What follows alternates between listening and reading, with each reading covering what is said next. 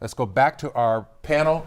How do you think this is going to play out? There's going to be a runoff, don't you think? Absolutely. There's gonna be a runoff. More likely than not, it's probably sometime in January or February, depending on how things go. But it really depends on where these challengers finish. So I wanted to ask real quick. So the runoff was supposed to be, I thought, December 13th. Now I'm hearing no. Special election might not happen until January. Right. Yeah, because they need time to canvass the votes. They need 45 days to get that done. So they need that cushion to be able to get that completely wrapped up. Yeah, there's a congressional law. It's known as the MOVE Act. It stands for the Military and Overseas Voter Empowerment Law.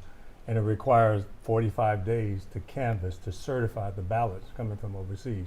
So this could be pushed back until mid-January or late February. Whoa. Yeah. Let's get back to the candidates, looking at the three in the lead there and who we're talking about possibly getting to a runoff.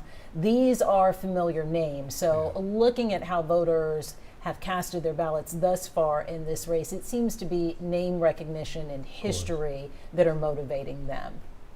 Well, not only name recognition and history, but also recently, both Menifee and Edwards dropped ads to really bump up their name ID and really get to those voters.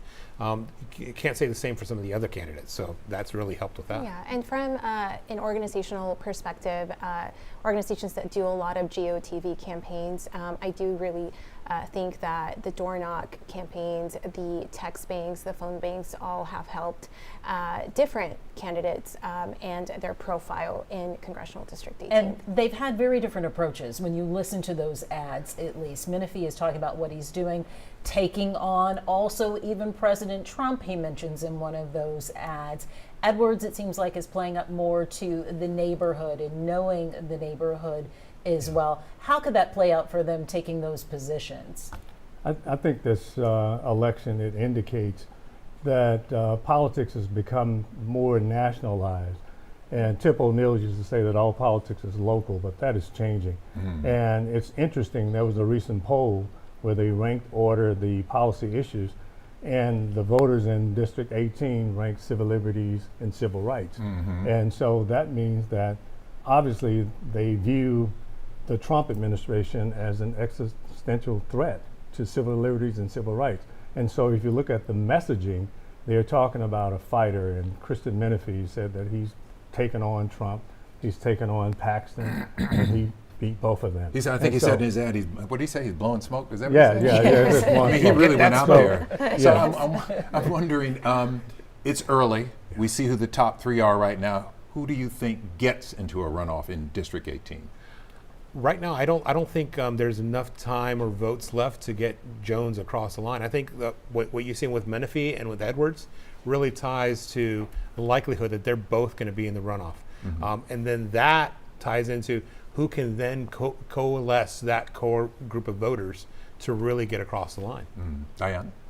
Yeah, I think I agree. I think just going off of the numbers and also the name ID, I think for a lot of voters, just recognizing that name on the ballot makes a big difference. I think the three top candidates right now do have that name ID, but Edwards and Menifee definitely, it's early, but my guess would be that they would be going to the runoff.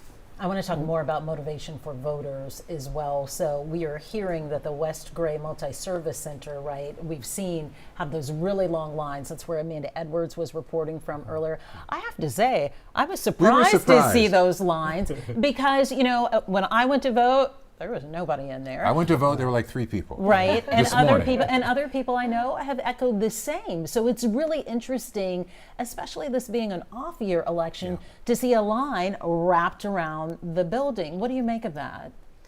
I think people are excited to be able to fill this seat. I also do think that a lot of people think that off-year elections have very low turnout, but I do think we were speaking about this earlier, that voting on election day, and also keeping in mind that people end up voting once they get out of work. So even if you didn't see a line perhaps on election day at 10 in the morning, you're going to get that ramp up after people get out of work. So no surprise there. And I think just a lot of the campaigning, a lot of the noise really did help that turnout and those lines. Yeah, so far 427,000 votes have come in. That's 70% of registered voters, about what you would expect in this kind of election. Yeah, especially considering that people understand that there's going to be a runoff.